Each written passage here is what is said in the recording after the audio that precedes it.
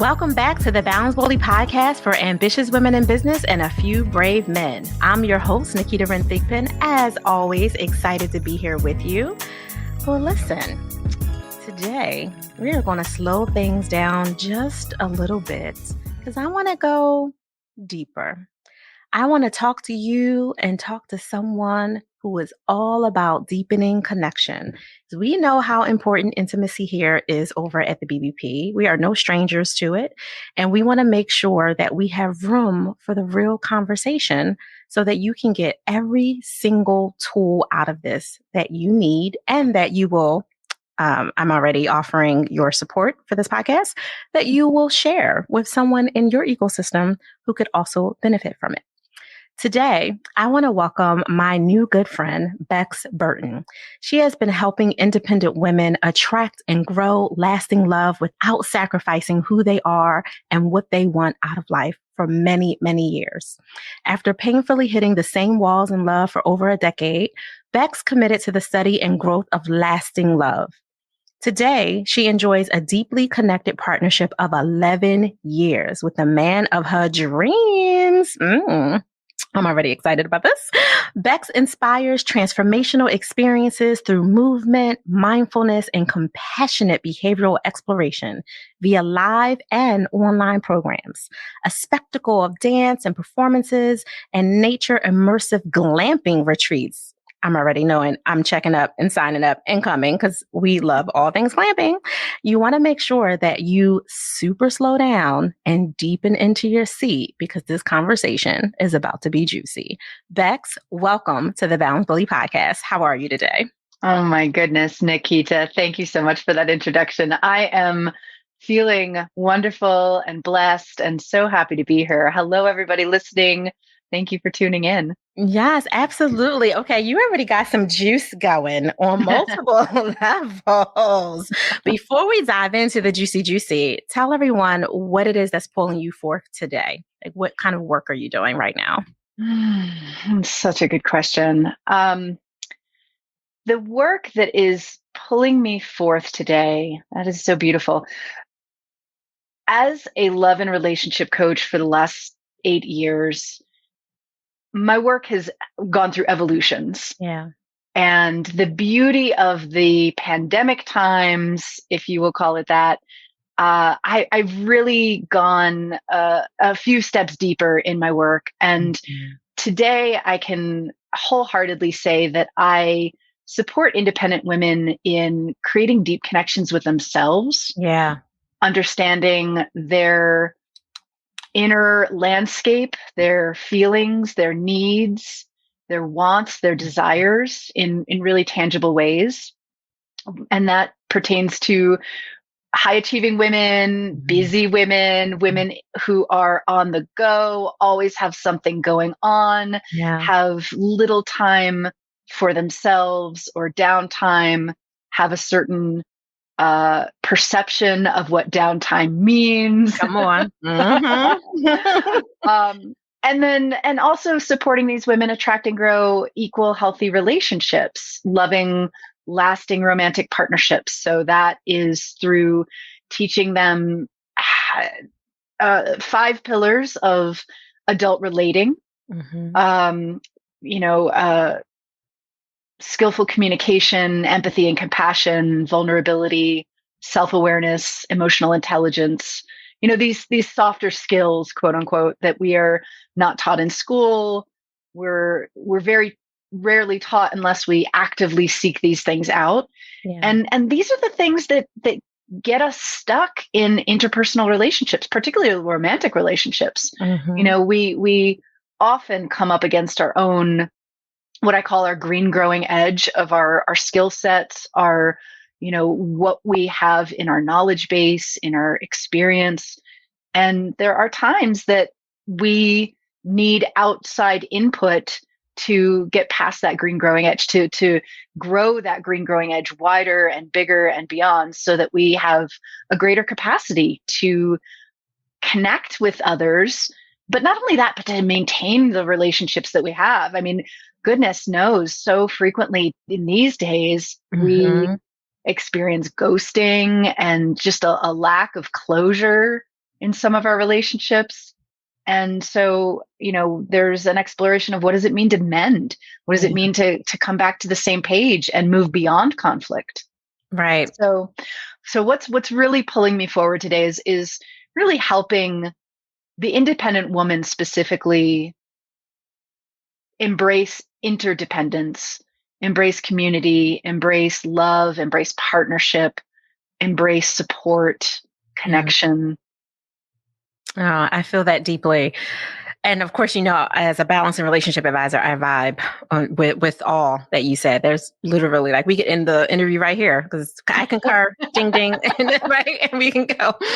That is very much on the wavelength of where I feel many of us are being pulled to, even if we're not quite there. There's a craving that's happening for this interconnection, to deepen that connection, to slow down enough to make room to have that spaciousness and attract in more of what we want, that we felt on some levels maybe we weren't worthy of. We didn't, we might have masked that with, I just don't have time for it. I just can't go to all these things. I don't have time for friends. I don't like people, right? Like we've all said these, you know what I mean? I'm generalizing when I say we all say these, but many of us have said I don't like people, or I don't get along with women, or I'm not a joiner, right? A lot of those kind of colloquial terms that we've said to umbrella our resistance for connection for many reasons. And of course, there's all kinds of reasons why people can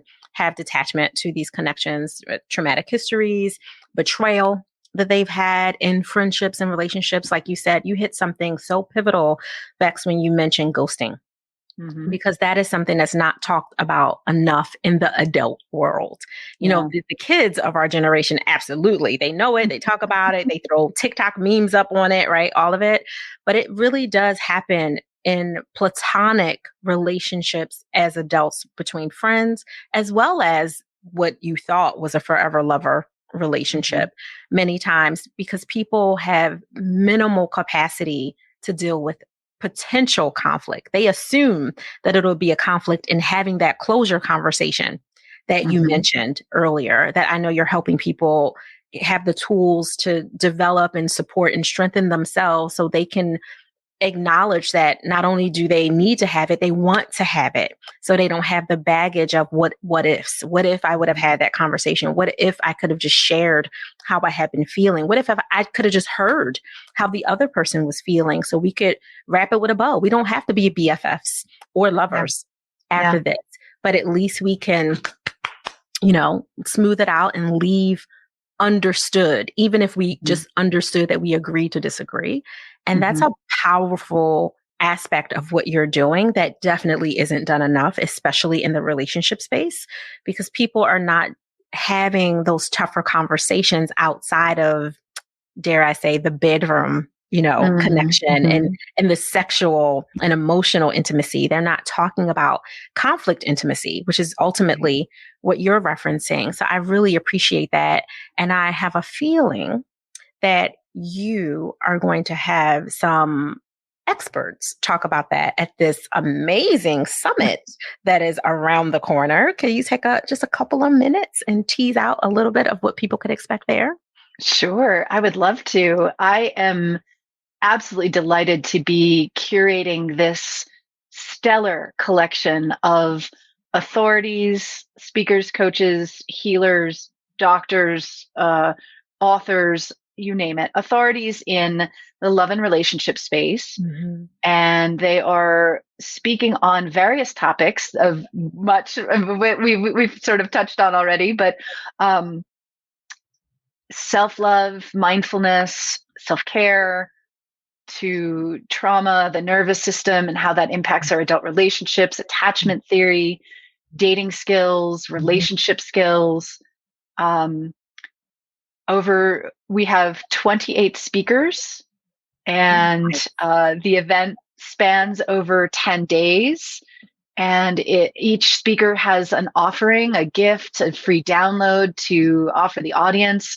I mean, it's a tremendous event, a virtual event. You can join from your pajamas in your living room, or you can dress up. It's totally up to you.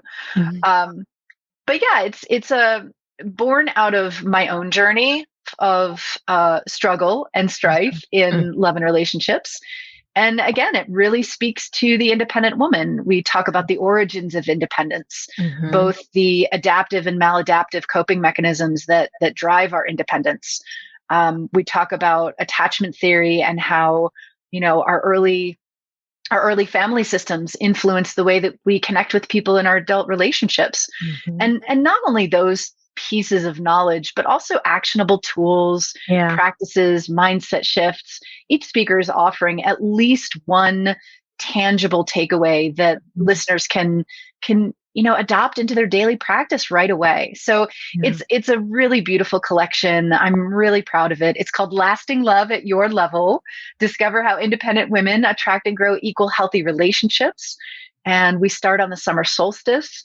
There is an option for listeners to purchase the collection of conversations and receive a whole bunch of bonuses. So, there's a lot of different ways to participate. The event is free for the general public, unless you want to upgrade, of course.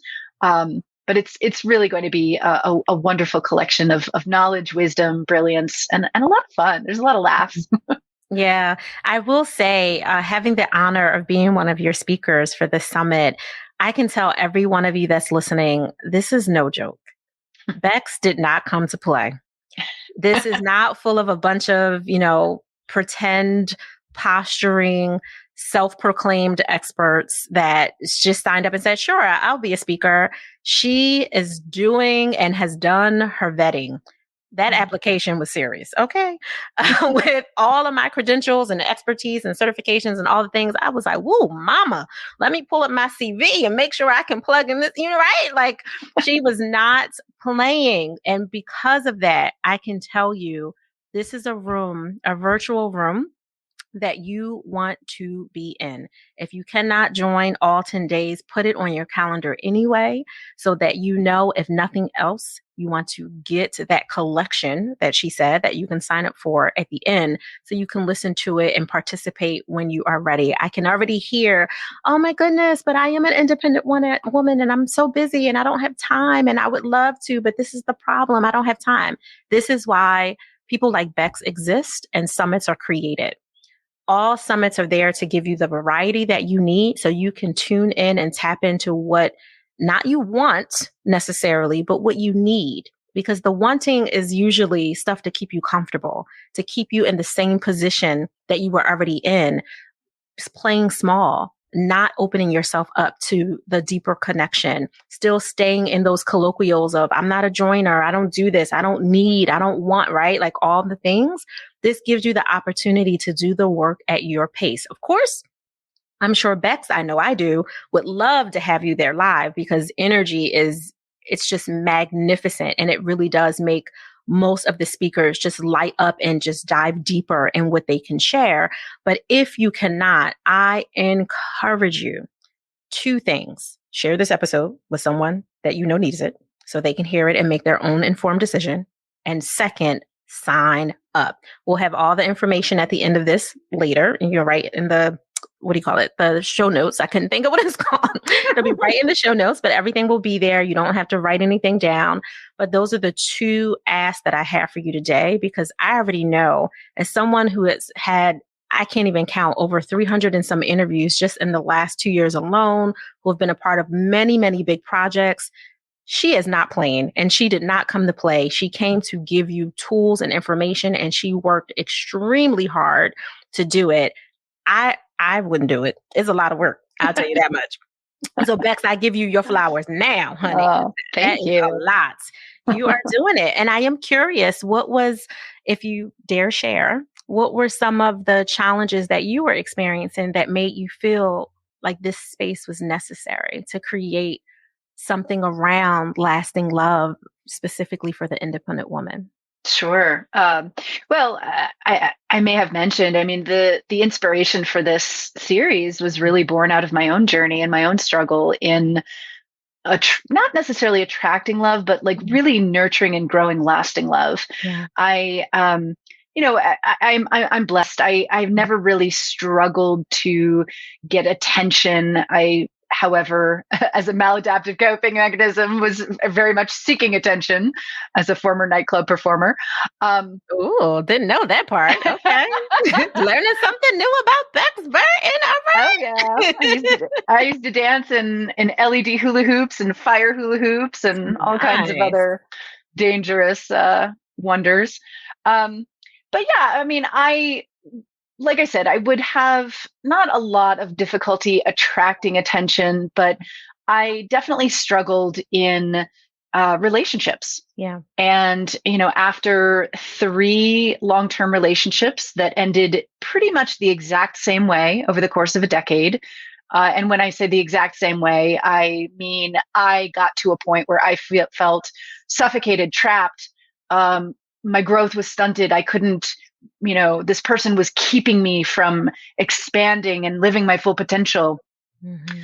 I would get to an explosion point, and I fondly call it flip the table and walk out in a mildly explosive way. Mm-hmm. And after the third time that happened over the course of a decade with 3 very different men, Yeah. I realized, wow, okay, I'm at the center of this explosiveness. I'm at the center of this pattern. Yeah. And that really sparked a journey for me of self-discovery, Mm-hmm. of, study of love, attraction, relational skills, attachment theory, and all these other things that were just completely unknown to me. Mm-hmm. My origins, I mean, my parents are still married after 50 some odd years, but then again, they come from a very different generation. Yes. With limited knowledge and information as compared to what we have available to us today. Mm-hmm. Mm-hmm. Science and psychology has evolved quite a bit in the time that I've been on this earth. And so the model that I had for relationships was healthy enough until it wasn't. Mm-hmm. And so as I mentioned, that experience of that third breakup sparked a revolution for me. I recognized that I was in an unhealthy relationship with relationships. Right. And that my need to be in relationship was not coming from a grounded place, not coming from an authentic place. It was coming more from an ego place and a wounded place. Mm-hmm. So I made an agreement to date myself for longer than my longest relationship, which at the time was only like 2.5 years. I was in a consistent string of 2.5 year relationships. And in that time, I really shifted my perception of relationships. I shifted my perception of myself. Yeah. I learned how to date without the intention of getting into relationship. That's a big one. Mm-hmm. Yeah. And had a lot of fun too. I'll say I know that's right. Come on. You already said you was dancing in nightclubs before. So I'm like, whoa, honey. She know how to party. Yes. There was a time when I was the queen of the nightclub. And the queen of the after party and the queen of the walk of shame. I'm not afraid to say that. I'm not mad at that. And in that amount of time, so I think it was somewhere in that 2 to 3 year mark, I met somebody that blew me out of the water, and the synchronicities between us were just astounding. Mm-hmm.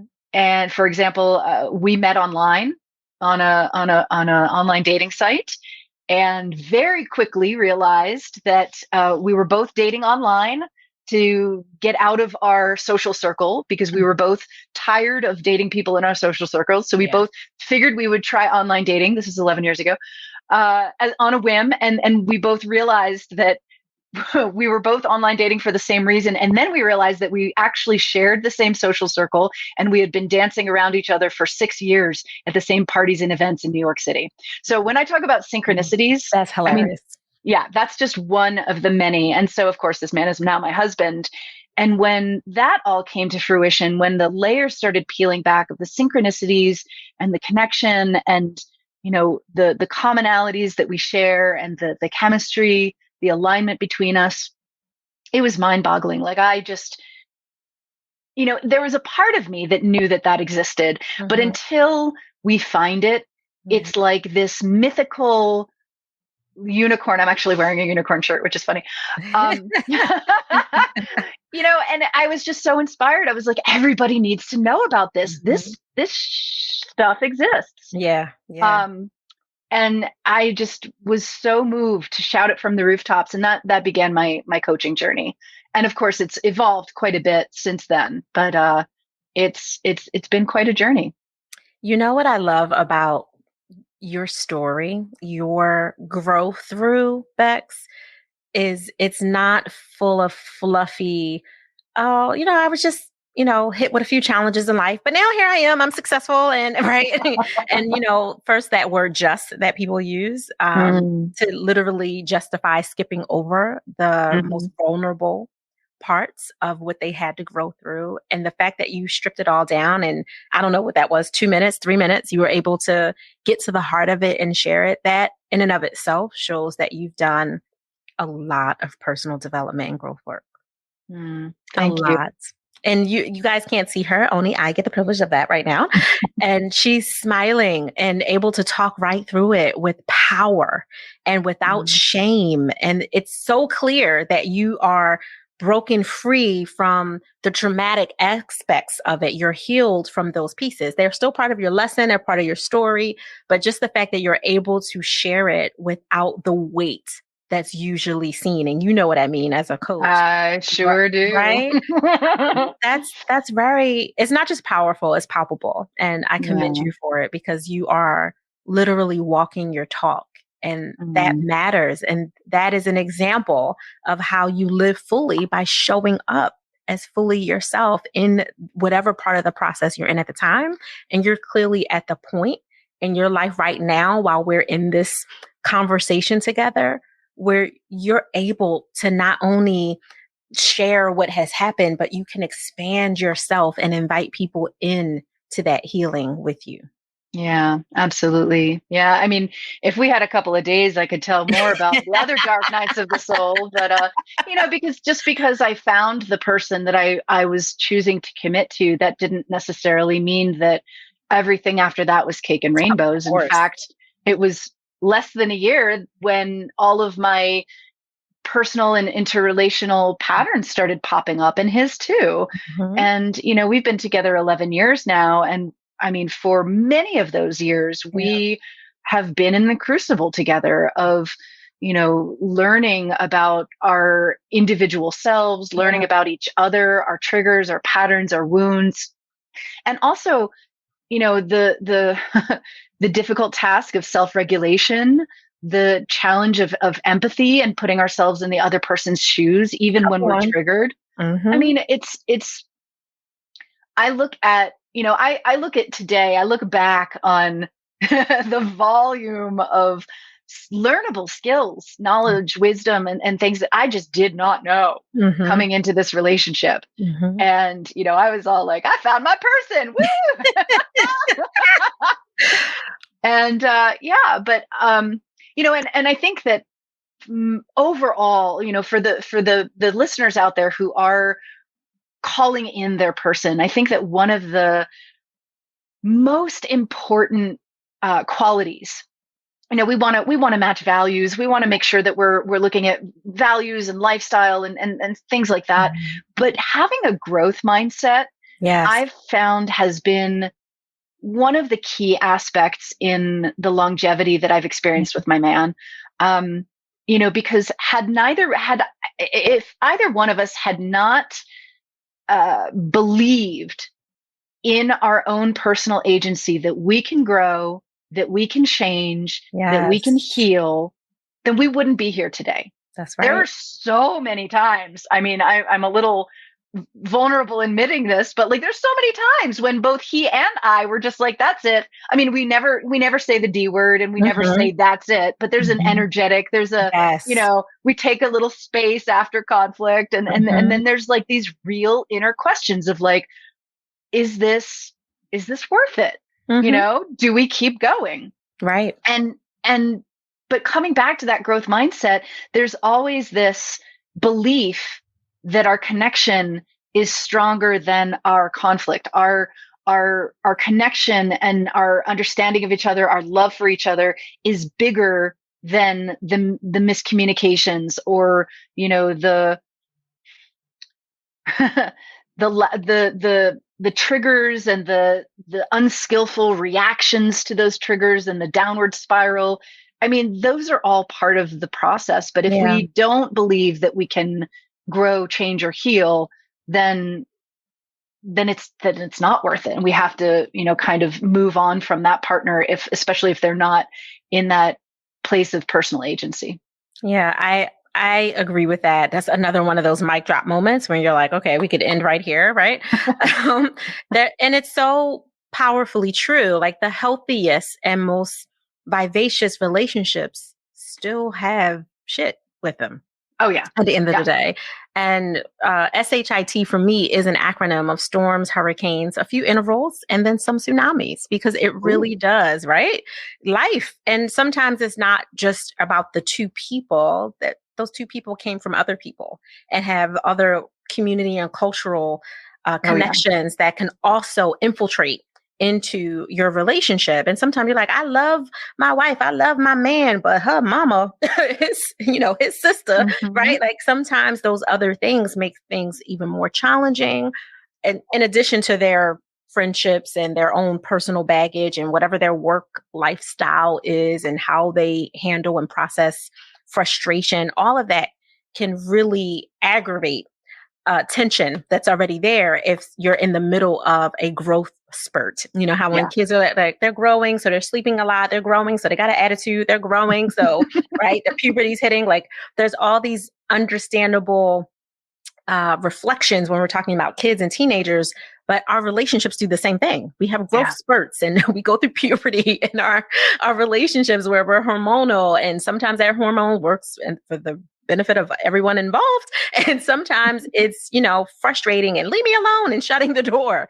But at the end of the day, if you can say to yourself, I don't want this argument, I don't want this energy, and and I still want you, you have hope. Yeah. And that makes a huge difference. So, so good. Okay. With everything that you have going on and this beautiful relationship that you have and all the work that you're doing, honey, behind the scenes, in front of the scenes, and everything in between, I know you probably still feel like you're performing and twirling like you were back in the day, just in a digital way, a different way. But how are you creating time and permission to give yourself that room you need to pause? I love this question so much, because in my business, I came out of the gates full stop, hell's bells. I was also working in an environment, a coaching community that was not the healthiest for me. And so I am a survivor of burnout, and burnout led depression. In 2018, I discovered I was experiencing depression. In 2019, I took a hiatus from my business for several months to work on myself and heal and kind of come back to a baseline. So that experience definitely informs how I give myself permission to pause, because I know what happens if I don't. And this is coming from a life of pushing, driving, achieving, doing, spinning, twirling, right. All of it. And, I think my mother used to tell me like that I always get sick because I always do so much and take on too many things. So I know the dark side of that. So that's one thing that kind of keeps me, checked with my balance, just checked with my personal self-care and such. My relationship has suffered as well. From overdoing, from making my business my first priority, and so I know, again, the dark side of that. So there's a lot of like experience that kind of fuels my permission. But then the other big thing that I really bear in mind is I ask myself, if I'm if I'm choosing to, sit on the couch and just watch some YouTube, or just, take time out of the middle of my work day to go to a dance class, or, whatever it is. I will very frequently hear a voice that's like, you should be doing something else. You should be doing that. You should Mm-hmm. be fill in the blank. Right. And I've become aware of it. I've become sensitive to it. And Mm-hmm. then I start engaging with it. Well, who are you? Whose voice is this? And for a long time, I recognized that as the voice of my father. Right. And, there was a period of time pre-pandemic when I felt like I had to get up out of bed at the same time my husband did. We go to bed at the same time. I felt like we had Mm-hmm. to get up at the same time because he would Mm-hmm. think something of me if I slept 30 minutes longer. So I started exploring that. Well, where's Yeah. that coming from? Yeah. I was like, oh, it's my dad's voice being projected onto my husband. Oh, great. Well, okay, that's clear. Mm-hmm. So for me, give the permission to pause is really, it's a lot of inner work and a lot of avoiding the pain of what I know will happen if I don't. Right. But also, you know, putting myself in the seat of autonomy and sovereignty and Mm-hmm. saying basically, I can do what I want. It's okay. I'm not going well, thank God I'm not going to get fired, right? Right. Unless you fire Having my yourself. own business, right? But I'm not, it becomes a necessity at Yeah. some point.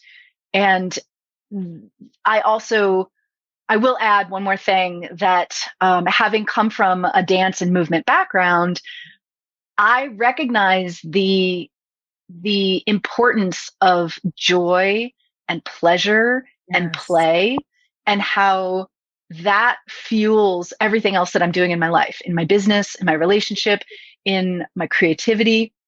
If I'm not pausing to Mm-hmm. rest, if I'm not pausing to meditate, to do yoga, to dance, or to do nothing, Come on. Mm-hmm. I get jammed up. Yeah. My brain stops functioning, because we overload our cognition, we overload our body, and we start shutting down. It's true. I've been there. And so, it's very important, not just rest, but pleasure, play, nothing. I mean, nothing is one of my favorite. One of the most difficult things for me to do is do nothing. So I challenge myself to do that pretty frequently. Oh, listen. There is so much similarity in everything that you said. And I completely resonate with your personal first partaking, and I used to say that all the time. I'm a first partaker and pointing to my head. Experiences really informing how you're showing up in the world today, on top of all the ways that you've educated yourself and, went down the academic rabbit holes and, coaching certificates and all of it. Your personal story really anchors you to a reality of you have to do things different because you were meant to be different. Mm-hmm. And Yeah. that matters so crucially. Like there's no better word that I can really use. And the fact that you're a reflection of that now. So when you hold the mirror up to yourself or to your husband, when things are a little awry or that shit is starting to show up and you're like, all right, where's my umbrella of bliss? Because I need that to come up and remind me of what matters. But let me look at me first. Let me look at the mirror instead of pointing the finger at him or them or the others. And Mm-hmm. looking at what I need to recalibrate, and the fact that you're like, I know I need movement. I know I Mm-hmm. need pleasure. I know I need laughter. I know I need nothing, which can look like whatever it needs to look like, sitting there wiggling my toes and staring at them until I lost track of time. Or maybe you zone out by letting Netflix watch you or whatever the Mm-hmm. case is. You honoring that for yourself, even though you're also admitting sometimes it is hard. Sometimes it's not easy to turn down the volume of all the productivity that you're excited by and you love the work. You clearly love the work that you do, but loving sometimes is not enough. You need time to refuel. And you admitting that, Bex, that in and of itself frees people, because there's so many people listening to this and so many more, because we all know that you will share this. There's so many people that are hearing this and thinking, how dare I slow down? I have so much to do. Who do I think I am to, right? Like they're hearing the voice of whomever. It may not be their father. It could be their mother, a grandparent, a coach, a kindergarten teacher, Mm-hmm. something somewhere outside of them when their scripts were being created between the third trimester of them being in their mother's womb and about 7 years old, Yep. they had scripts imprinted in them and they didn't know where they came from. And you just release for those who were willing and ready for that release. You just had chains broken.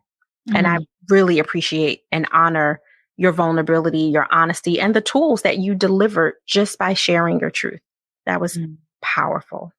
Oh, it is absolutely my pleasure. I mean, I very much remember the pressure of wanting things so badly, wanting things now, yesterday. Yes. And we just can't work 24 hours a day. We cannot. And truly, even if we did, things still take time. And so if things take as long as they're going to take, if we can't control that, we can absolutely control how we spend that time, how we invest that time. Absolutely. So we can enjoy the outcome of all the work that we just did in the first place versus people talking about it when we're 6 feet under, right? There's that part, which I don't want to get grim, but there's that. There's that. Right. So Bex, where can people connect with you and how can they find out more about the summit? Yes, absolutely. So I'm on Instagram at Love Coach Bex, BEX, and my website is bexburtoncoaching.com. And I will have all the information to join the summit there. And if you find the link in your show notes, that will be Naketa's special link. Yes. So we want people to follow that as well. Absolutely. I just can't say enough how grateful I am that you carved out this time. For those of you listening, this is double time, guys, because we were definitely fighting Mercury today. Okay. This was double time, double schedule. So thank you for carving that out. And you're very robust. I dare not say busy, robust schedule that you have. And you are very strategically aligned with showing up at this very moment to share a powerful story and all of those tools. We honor you. Thank you. My pleasure. Thank you, Balance Boldly listeners, for always showing up and showing up fully with us. I hope that if you did not take a notebook out and write things down, that you will put this on repeat because there was true freedom in so much of what was shared.